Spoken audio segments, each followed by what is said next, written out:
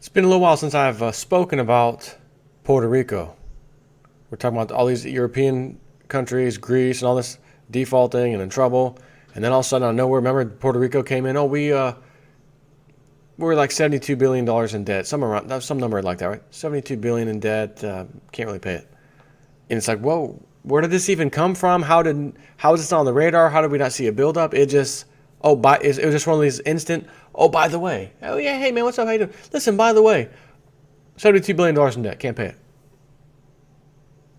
But last week everything was good, and well, Puerto Rico is back in the spotlight. This is posted from Sunday, so you'll see this tomorrow, which is the 2nd of May.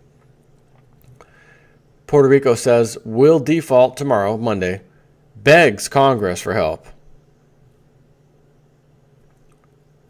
A few little headlines here. Puerto Rico governor says won't pay debt tomorrow. Puerto Rico governor says island won't repay the debt Monday. Puerto Rico governor says government signed moratorium bill yesterday. Puerto Rico needs deal with creditors and or Congress. That would be the United States Congress. And of course, demands a bailout. Puerto Rico governor calls on U.S. Congress and Paul Ryan for help, and then threatens crisis will get worse if U.S. Congress doesn't help. Puerto Rico governor concludes remarks to Commonwealth. As Zero Hedge detailed earlier, it's D-Day in Puerto Rico. As Bloomberg reports, investors are finding little comfort in the Puerto Rico Government Development Bank's efforts to strike a last-ditch agreement with creditors to soften the blow of a default this weekend. The bonds that mature today, May 1st, have crashed to just 20 cents, disastrously below the 36 cents recovery rate the Commonwealth proposed in March. By the way, it appears investors are not buying what Puerto Rico is selling and prefer to dump the bonds than hold out in hopes of a deal. A default of the $422 million a default on the $422 million due today is virtually certain.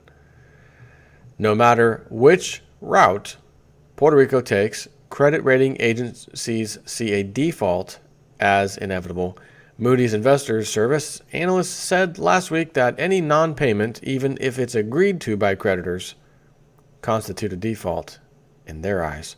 S&P Global Ratings said a distressed debt exchange or temporarily withholding interest rates is also synonymous to default. But as Bloomberg reports, Puerto Rico and its Government Development Bank, which is operating in a state of emergency to preserve its dwindling cash, reached an agreement with some credit unions to delay $33 million of bond payments as the Commonwealth rushes toward a potential historic default. The pact only affects a portion of the $422 million that the bank owes on Monday, May 1st. Actually, that's Sunday, but Monday's when it counts. The GDB will exchange the $33 million in bonds for new debt. That will mature May 1st, 2017.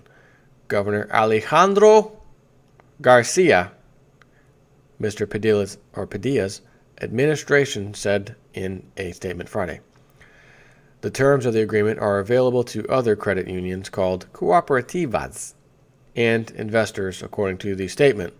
Apart from this private exchange, GDB continues to negotiate a potential transaction related to an exchange of all of GDB's bond indebtedness, which would require the participation of all creditors of GDB, including the cooperativas, the administration said in a statement.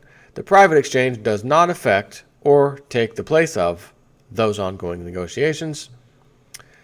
The bank is still negotiating a possible debt exchange on all of its bonds, which would require the participation of all its creditors, according to the statement.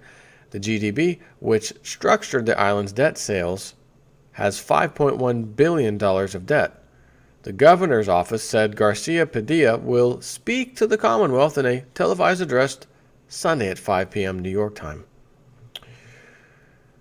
And someone wrote, I love the smell of critical mass default in the morning.